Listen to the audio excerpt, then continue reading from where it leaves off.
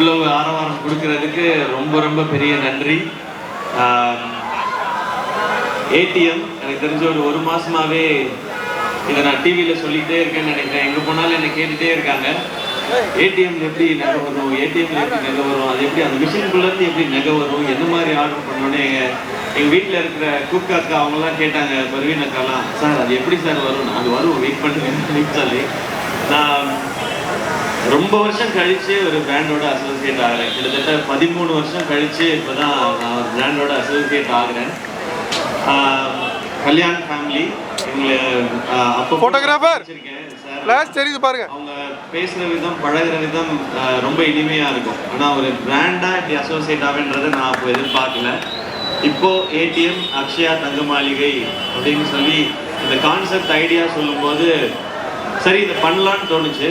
ஏன்னா அதுக்கு முதல் காரணம் கல்யாண் ஃபேமிலி,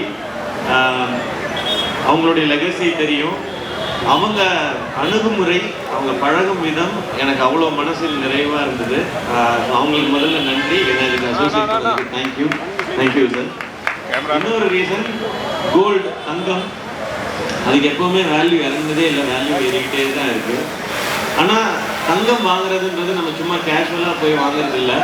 நான் பர்சனலாக அப்படி தான், ஒரு நல்ல நாள், ஒரு வீட்டில் ஒரு ஒய்ஃபுக்கு பர்த்டே, இல்லை குழந்தைக்கு ஏதாவது ஒரு ஃபங்க்ஷன் அப்படின்னா, இல்லை ஏதாவது ஒரு வெட்டிங், அதுக்காக நம்ம ஸோ நல்ல நாளில் நல்ல நினைவுகளுக்காக மட்டுமே நம்ம தங்கம் வாங்குகிறோம். ஸோ இந்த பிராண்டோட அசோசியேட் ஆகும்பொழுது அந்த மாதிரி உங்களுடைய லைஃப்பில் இருக்க நல்ல நாட்களில் நானும் எங்கேயோ அசோசியேட் ஆக போகிறேன் அப்படின்ற ஒரு சந்தோஷமாக அதில் இருந்தது. அதனால தான் இதுக்கு ஒத்துக்கிட்டேன். இதை கொண்டு போய் இவங்க சேர்த்த விதம் அமேசிங்காக இருக்குது. என்னை பார்க்குற எல்லாருமே இப்போ இதை பற்றி தான் ஃபஸ்ட்டு, நீங்கள் நேற்று நான் ஷூட்டிங்கில் இருக்கேன் மதுரையில், நீங்கள் நாளைக்கு கடலூருக்கு போகணுமே, நீங்கள் இன்னும் மதுரையில் இருக்கீங்க அப்படின்னு சொல்லி கேட்டாங்க. இல்லை அது நாளைக்கு தான் நான் கிளம்பி போயிடுவேன்னு சொன்னேன். ஸோ இங்கே வந்த சந்தோஷம். மீண்டும் வந்து இவங்க எல்லாருக்கும் ரொம்ப ரொம்ப பெரிய நன்றி. நீங்கள் வந்து தேங்க்யூ பாமா, உங்களோட amazing works. Thank you very much. ஒரு சில விஷயங்கள் நான் வந்து உங்கள் சார்பாக கேட்டுக்கிறோம் சார். உங்களுக்கு வந்து ஜுவல்லரி அப்படின்னு வந்தால் வாட் யூ லைக், கோல்டா சில்வரா, என்ன பிடிக்கும்? எது கிஃப்ட் பண்ணுறாங்களோ அதுதான் டிஃப்ரென்ஸ்.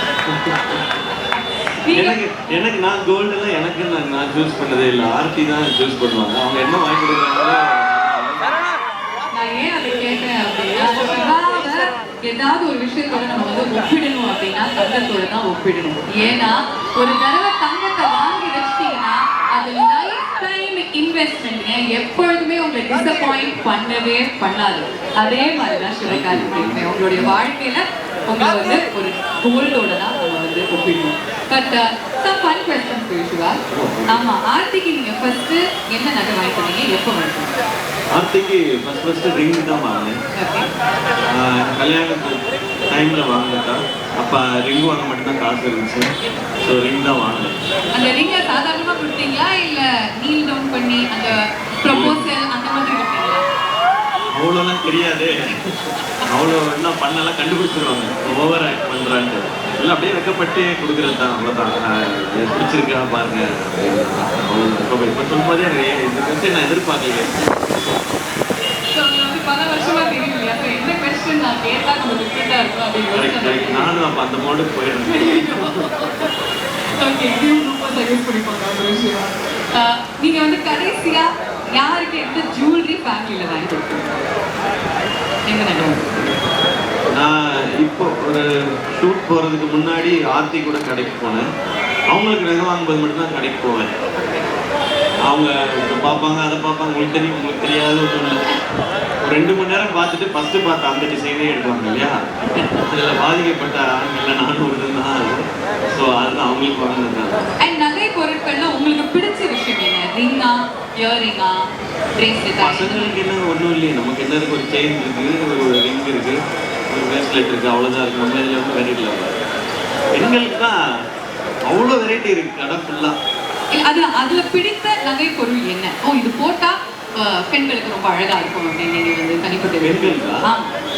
ஆரம். ஆரம். ஓகே, கரெக்டா சொல்றீங்க. கரெக்டா சொல்றீங்க. அத இது சோக்கர். ஓகே, இதுக்கு மேல அந்த ஆரம். ஆரம் தான். நான் எப்ப போனாலும் ஆத்தி இது பாருங்க. இதையே எப்ப பார்த்தாலும் வாங்கி கொடுங்க, வேற வாங்கி கொடுங்க. இங்க நிறைய ஆண்கள் வந்திருக்காங்க. இருக்காங்க. யூஸ்வலா ஆண்கள் வந்து நகை வாங்குறதுக்கு கொஞ்சம் சங்கோச்சப்படுவாங்க, என்னப்பா நமக்கு அப்படின்னு சொல்லிட்டு. ஆனா இந்த காலத்துல அது வந்து பெரிய இன்வெஸ்ட்மெண்ட் மாறுது இல்லையா சிவா? ஸோ அதை பத்தி சொல்லுவாங்க. ஏன் கோல்டு லைக் ரொம்ப சிம்பிளா சொல்லணும்னா ஒரு நாட்டினுடைய மதிப்பையே கோல்டோட ரிசர்வ்ஸ் வச்சு தான் முடிவு பண்ணுறாங்க. அப்போ ஒரு இண்டிவிஜுவலுக்கும் அதுதான் பெரிய வேல்யூன்னு நினைக்கிறேன். கோல்டில் இன்வெஸ்ட் பண்ணுறது அப்ரிசியேஷன் கூட மக்களுக்கும் தெரியும், என்னை விட அதிகமாக தெரியும். நிறைய பேர் இங்கே அதை இன்வெஸ்ட் பண்ணிட்டு இருக்காங்க. அது எப்பவுமே வேல்யூ அடிஷன் நம்ம லைஃபுக்கும் சரி. அண்ட் ஒரு நமக்கு ஒரு சாட்டிஸ்ஃபேக்ஷன் இருக்கும்ல, ஓகே நம்ம சம்பாதிச்ச காசுல ஒரு நல்ல விஷயத்தை வாங்கியிருக்கோம் அப்படின்றது. இப்போ ஒரு ரொம்ப காஸ்ட்லியான எக்ஸ்பென்சிவான ஃபோன் வாங்குறதை விட இல்லை வேற ஏதாவது ஒன்று வாங்குறதை விட கோல்டுன்றது என்றைக்குமே லைஃப்ல அவங்களுக்கும் அடுத்த ஜென்ரேஷனுக்கு யூஸ் ஆக போகும். பியூட்டிஃபுல். அது வந்து அவங்க எல்லாருக்குமே தெரிஞ்சிருந்தாலும் நீங்க உங்களுடைய வார்த்தைகள்ல சொல்லும்போது land where it needs to land அப்படிங்கிறதுக்காக அந்த கேள்வி. ஃபைனலி உங்களுக்கு வந்து நிறைய பேருக்கு ஜுவல்லரி கிஃப்ட் பண்ண பிடிக்கும் இல்லையா? உங்களுக்கு பிடித்தவங்களுக்கு உங்களுக்கு ஜுவல்லரி கிஃப்ட் பண்ண பிடிக்கும். இல்லாட்டி நீங்க வந்து நிறைய விஷயங்கள் உங்களுடைய ப்ரொடியூசர்ஸ்க்கு டிரெக்டர்ஸ்க்கு கிஃப்ட் பண்ணியிருக்கீங்க இல்லையா? கோஆன்கர்ஸ்க்கு கிஃப்ட் பண்ணலாமே, முன்னாள் கோஆன்கர்ஸ்க்கு பண்ணிட்டா போச்சு. போய் உள்ள போய் இப்போ எடுத்துடலாம். உங்களுக்கு எல்லாம் இந்த அவார்டு நீங்க என் கவுண்டர்ஸ் எல்லாம் தாங்கிட்டதுக்காக உங்களுக்கு என்ன வேணாலும் வாங்கி கொடுக்கலாம். It is my pleasure once again to meet you at every single stage. நீங்க வளர வளர ஒவ்வொரு ஸ்டேஜ்ல உங்களை மீட் பண்ணி உங்களுடைய அச்சீவ்மெண்ட்ஸ் இவங்களோட சேர்ந்து கொண்டாடுறதே so much. உங்க எல்லாருக்கும் ஞாபகம் இருக்கும்னு நினைக்கிறேன். நாங்க 2 பேரும் ஹோஸ்ட் பண்ண அந்த ப்ளூபர்ஸ் நாங்கள் ஃபோனில் வச்சுருக்கோம், ட்ராவல்லாம் பண்ணும்போது பார்ப்போம் அப்படின்னு சொல்லுவாங்க. அது ரொம்ப சந்தோஷமா இருக்கும். Absolutely. அதில் வந்து the true star அப்போ சொக்க தங்கம் was always சிவகார்த்திகேயன் தான்.